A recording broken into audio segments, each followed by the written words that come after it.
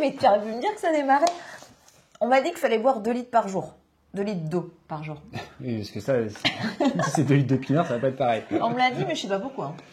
Alors, le sujet de l'hydratation, c'est un sujet hyper important. Et en plus, la petite placement de produits cristalline. Ça coule de source. Ça coule de source. L'hydratation, c'est un point qui est extrêmement important quand on veut contrôler son poids. C'est vital déjà, on va commencer par ça, c'est vital pour le corps. C'est vrai que quand on réfléchit, donc je suis une ancienne infirmière, donc j'ai quand même quelques petites notions par rapport à ça. Notre corps, il est composé d'eau, majoritairement d'eau, à 60 à 70%. Donc ça paraît logique en fait qu'il faut en apporter. Complètement. Et c'est ton corps en plus, il a un besoin quotidien.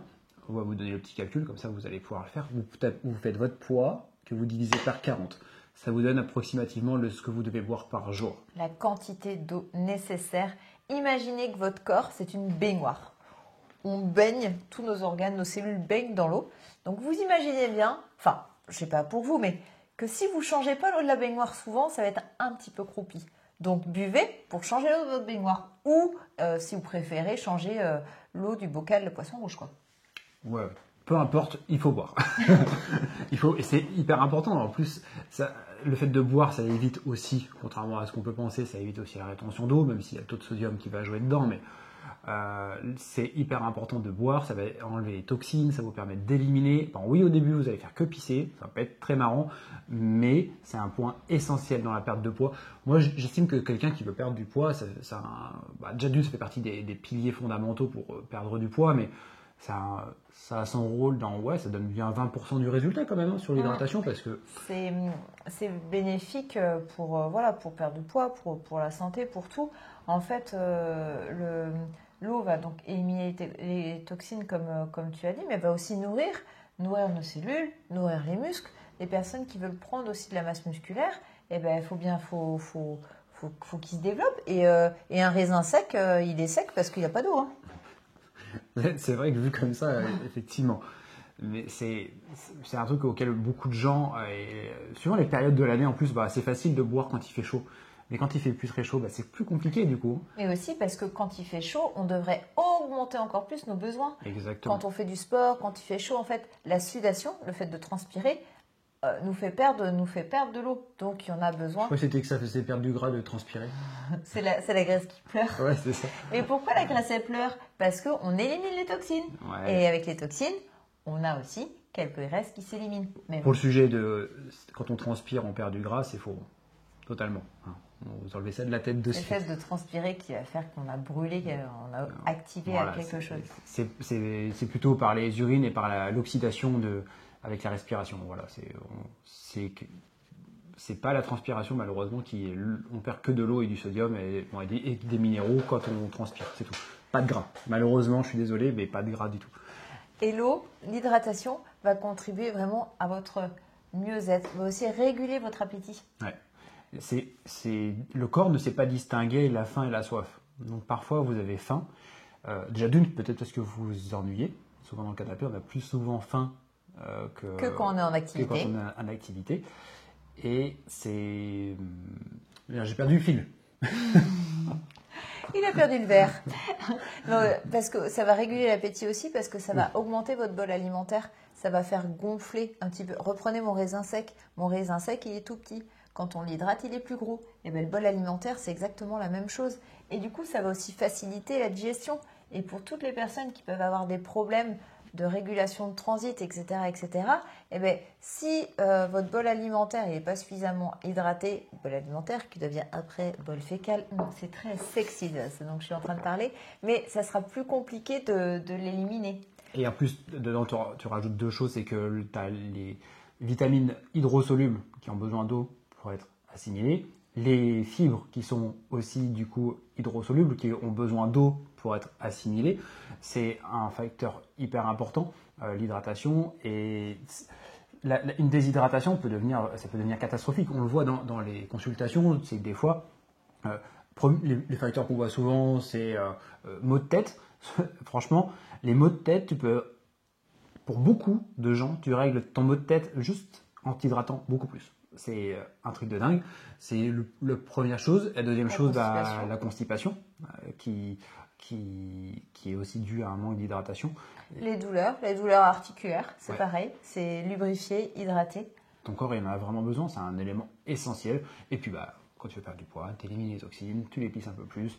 Après, tu vois, avec la concentration d'urine, plus c'est foncé, surtout le matin, ça veut dire que tu as des toxines et qu'il faut les éliminer au mieux. Voilà, c'est un peu ce qu'on peut dire sur l'hydratation. C'est vrai que c'est un pilier, c'est un pilier de la vie, c'est un pilier de l'alimentation, c'est un pilier de la perte de poids, du contrôle de poids, de la santé. On pourra le tourner dans tous les sens. Vous devez boire, vous avez le calcul maintenant entre les mains. Vous avez le calcul et puis maintenant, il y a plein d'outils.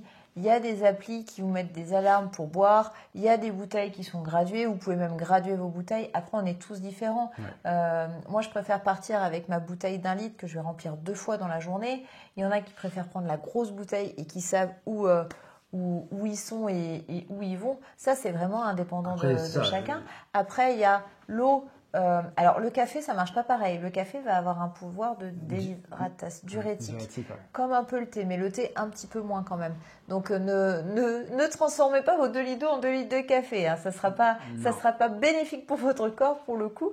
Vous dormirez certainement nettement moins bien également. Mais vous pouvez. Ils dormiront mieux s'ils ont moins. Avec 2 litres de café? Non, en réduisant le café. Après, vous pouvez tricher entre guillemets, avec une tisane, etc.